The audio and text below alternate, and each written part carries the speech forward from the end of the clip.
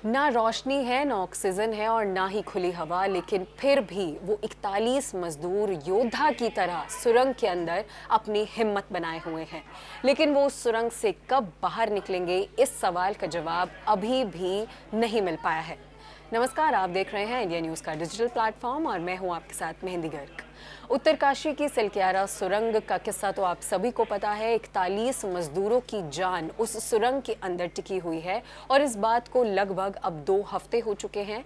लेकिन उत्तरकाशी सुरंग की जो अनसुलझी गुत्थी है, इसका जवाब किसी के पास भी नहीं है।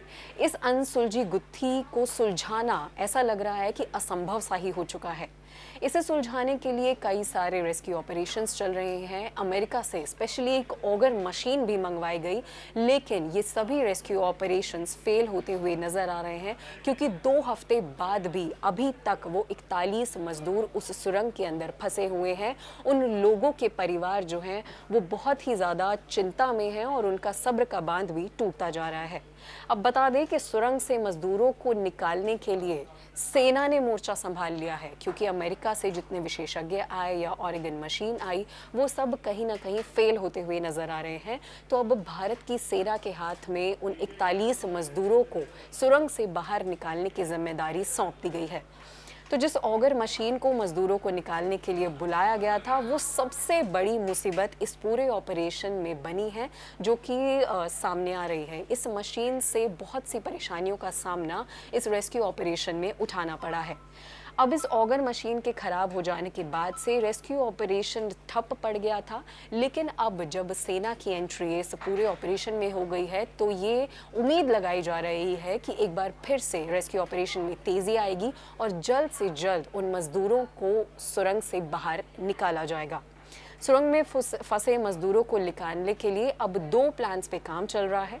एक तरफ सेना मैनुअल ड्रिलिंग के जरिए उन मजदूरों तक पहुंचेगी और उनको उस सुरंग से बाहर निकालेगी। वहीं दूसरी तरफ अगर प्लान बी की बात करें तो वो है वर्टिकल ड्रिलिंग, जिसमें मजदूरों को रेस्क्यू करने की तैयारी चल रही है। इसके लिए बीआरओ ने करीब 1.5 किलोमीटर की सड़क बनाई है और अब इसी सड़क के जरिए कई टन वजनी मशीन 2 जेसीबी की मदद से वहां पर पहुंचेगी और इस रेस्क्यू ऑपरेशन में काम करेगी।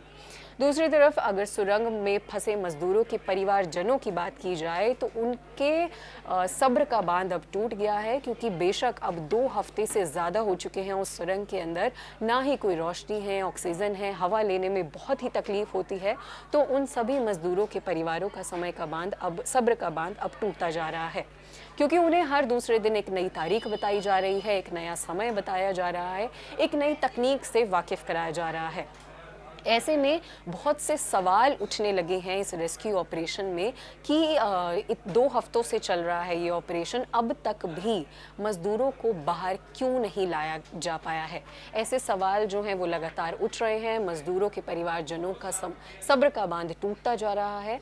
मजदूर बहुत ही कठिनाई से वहाँ सुरंग में अपना समय व्यतीत कर रहे हैं और एक एक दिन उस सुरंग में मुश्किलों से काट रहे हैं।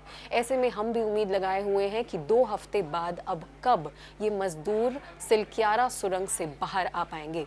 हम इस अपडेट को और उत्तरकाशी से सिलक्यारा सुरंग की सारी अपडेट्स आपको देते रहेंगे।